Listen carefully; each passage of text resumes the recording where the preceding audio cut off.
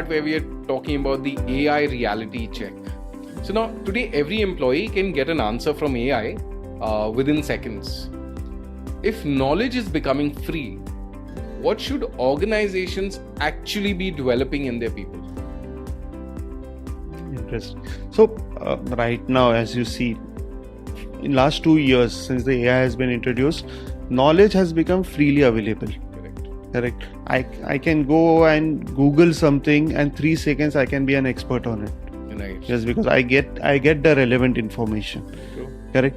But I think so.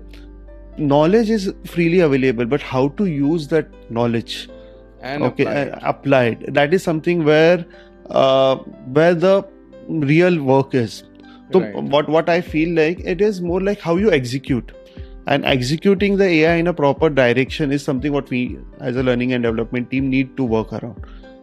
Okay. So I can back it up with a very simple example. Right now, majority 70-80% of the people who are using AI, they use it to draft their emails. Right. Most of Correct. Exactly. True. But whatever has been drafted is not the it might not be the correct one. Why? Because something what is missing over there is the human touch, Correct. the empathy, the trust factor, etc., etc. Correct. And that is something what as a learning and development people, we need to make people understand and how to use AI skillfully at that time. Right. That's what matters. Interesting. Great. Now, managers used to coach their subordinates, their people. Now, employees can ask AI before asking their manager as well. Correct. Right? How do you think leadership changes when AI becomes everyone's first advisor? Interesting question. Why? Because see, right now, any person. So previously, if you see the role of a manager, manager was also a expert. So Advisor, usually what advisor, looked up to him. Exactly. So if I don't know something, I used to go to my manager and used to ask him. Right. But right now with AI and knowledge being available for everyone, I can just Google it, I can get that information. True. Correct. So the role of a manager has increased over here. Why? Because right now people don't look at a manager as a person who will give me the knowledge. But right now the role of a manager is more like a coach. So I can take an example. Say there is an employee who get the data out of it and he gets complete information. Yeah. Knowledge is there, but now he has to have the discussion around with some department. For example, say finance department, we have to present this proposal to the finance department. Right. So now the discussion of the manager would be around how they will manage the stakeholder, how the meeting should go, how you will manage the different aspects of the meeting, etc., how we will get that approved. So it's not about knowledge sharing, it's more on the softer aspects, how they coach the people. That is something what it would be shift to. Interesting perspective.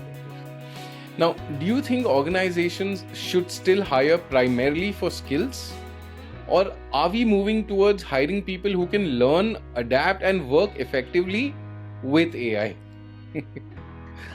I think so, right. Yes. As we were discussing right now, is knowledge has become free. Correct. But how to use that knowledge is also important. Correct. So yes, people will hire for skill, but how they use that AI in a better way. I was recently discussing about one AI tool with one of my L&D friend, and we were talking of one tool which helps you to develop a video basically, and he was talking about that team was using this video application. They have used this application, they have put some images, put a voiceover, etc., and they had an output over there. Right. And he was discussing about one more person who has got a very different output. Why? Because he was able to give a better prompts. Correct. Okay, and the output was far superior than what it was. Right. So right now, how they use the AI as a tool, and whatever the skills in AI is important. So what you're saying is that people, of course, they get hired for skills, but what matters is also that how those skills are being utilized to use AI as well. Correct. So that's a clear distinction. True. Okay. Now another interesting question for you. Imagine you're sitting with a CEO of a mid-sized company. They ask you, "We are investing in AI. how do I know whether my people are actually becoming more capable because of that? So again, I will give you the same thing. So there are some hygiene parameters over here. So right now the focus should not be for the CEO or the top level managers that we need to increase the adaptability or how many people have used it, etc. If you try to drive this thing with those aspects, it will not give the correct results. Right. What I think so they should focus around is, first thing is, has the speed of work improved? So if tomorrow an employee was taking, like say, a day to complete a dashboard, and if that dashboard is getting curated in half a day, yes, my AI tool is working. Right. Second is my for example, there is a repetitive work what we are doing, and that right now we have such kind of AI tools which you can easily give that repetitive work to do that. Correct. Okay. Correct. So that data analysis part, etc., can be handed over to that repetitive work to the AI if that thing is happening.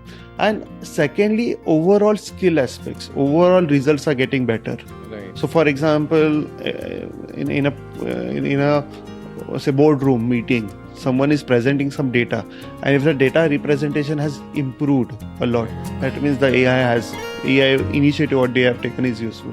So all these parameters are something what will be the indicators that whatever initiatives the company has taken, the CEO or CXO people has taken is working. Interesting question and an interesting answer as well. Great. Now moving on, 5 years from now, what will distinguish organizations that truly adapted to AI from those that simply bought AI tools? Interesting. I think so.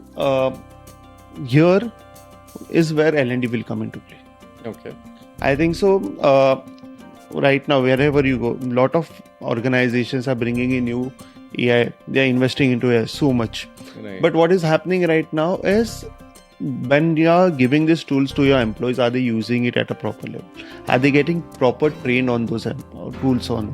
Right. And that is where the learning and development will come into the part. How we enable this thing, and how efficient and how effective people start using the AI is how the differentiating factor will be for tomorrow. Right. So just if I invest into AI, bring in new technology, but I don't train people on that technology, then they will not succeed. They will not succeed. True. Great. Coming to the concluding part of this podcast. So you got so for the next set of questions I have, you have to pick one from the two choices that I give you. Okay. Right?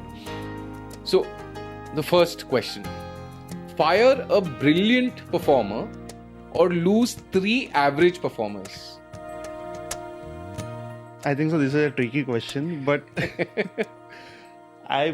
if you talk about overall ecosystem of an organization, I would fire the brilliant performer. Okay. Why do you say that? Because if I'm an individual performer, I don't work with the team and I give the knowledge to myself. Right. And I don't engage with the team and I don't develop the team, then there is no that will just create a culture which is not good for the company. Correct. But when we talk about the 3 employees who are well synced, working in culture, etc., the challenge over there is the skill gap or the knowledge gap. Right. So but there might be consistency. Exactly. So Fair enough. in given time of the day, those 3 people will give a better outcome than what this individual is giving. Fair enough. Second question: spend 1 crore on AI or spend 1 crore developing managers? I think so. This is an easy answer. Yeah, this is not tricky at least. I would spend 1 crore on developing the Develop. managers. Okay. Fair enough. Next question: a leader who inspires or a leader who delivers?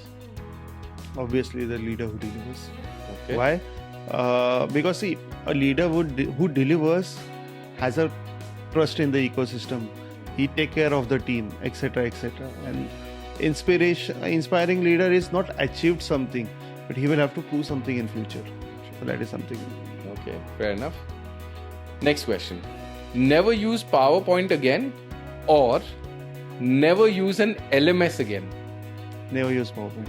Never use PowerPoint again. Why do you say that? So if you talk about PowerPoint is nothing but a tool which can represent the data in a better way. Correct. Right now, with LMS or any other tool which are available in the market, you can change the how you represent the data as well. So it's how you represent. But LMS is important for the ecosystem. Yeah, I think, for talking like a true L&D person right now. Okay, next question. Cancel every training program for a year or cancel every appraisal for a year? This is a very tricky one, but I would go for cancelling the appraisal. Cancelling the appraisal. And people might just come attack you for that. Yes, obviously, but if you think on the part of an appraisal is something as a design, is a process of what do you say? Increasing No. It basically gives you the output of what you have done last year. Correct. Appraisal is basically that. Correct. And training program is something what is preparing the business for the future. And if you don't secure your future, and it's currently, as you see, every 3 months the technology is changing. Yes. If your people are not adaptive, and in industries like IT, etc., it will create a lot of challenges. Right. So yes, obviously I will cancel the appraisal, but I will invest in the technology. Okay, fair enough. Now, moving on. Would you rather work for a brilliant boss who never coaches or an average boss who genuinely develops people? This is an easy one. I think so. An average boss who develops the people. I think it's pretty self-explanatory. Okay. One superpower: know every employee's potential or know exactly why they resign. Know everybody's potential.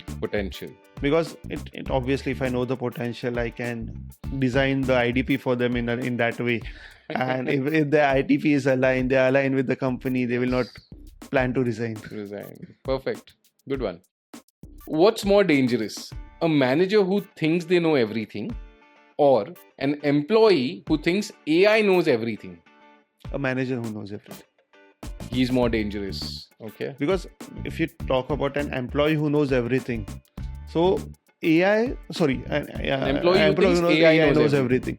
So over there, the challenge is that it's a skill gap. Right. So I can obviously go to that employee, tell him that yes, AI knows things, but it is 70-80% right. You will have to bring in the human touch. Remaining part, and he can be coached around it. Great. But a manager who says like I know everything and he start creating bottleneck in the system, that's a bigger challenge for us. Well, interesting answers, Abhay. Thank you for sharing your 2 bits in this entire interaction. A really fresh perspective to what's happening around AI and L&D and everything. So great answers. Thank you for your time today. Thanks, Roshan. Pleasure to be here. Pleasure. Thank you.